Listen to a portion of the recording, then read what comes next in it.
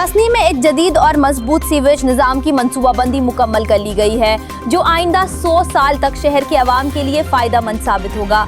इस मंसूबे के तहत पसनी के तमाम महलों और हर गली में जामे सीवरेज निज़ाम बिछाया जाएगा।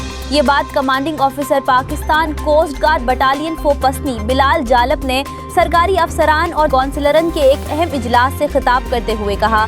पाकिस्तान कोस्ट गार्ड बटालियन फो पसनी के ज़ेर एहतमाम मुनाकदा इजलास में city chairman Mir Noor Ahmed Kalmati, chief अफसर municipal committee Adil Bashir, DSP Pasni police Malik Ahmed, SDO KESC Habibur Rahman Baloch, tehsildar Pasni Mohammad Amin Baloch, Anjuman Tajiran Pasni के सदर Liaquat Baloch, engineer local government Aslam Shakeel, PTCL के नुमाइंदे वली बलोच समेत कौंसलरन और दीगर सरकारी अफसरान ने शिरकत की।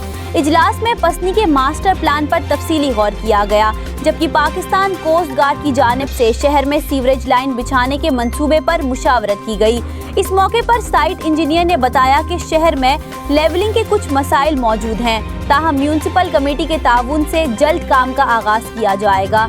उन्होंने मजीद कहा कि सीवरेज लाइन और ड्रेन लाइन को एक ही निज़ाम में शामिल किया जा रहा है। चीफ अफसर म्यूनसिपल कमेटी आदिल बशीर ने कहा कि ये मंसूबा पसनी की तारीख का एक अहम और यादगार मंसूबा साबित होगा, जिससे सीवरेज का देरीना मसला मुस्तकिल तौर पर हल हो जाएगा।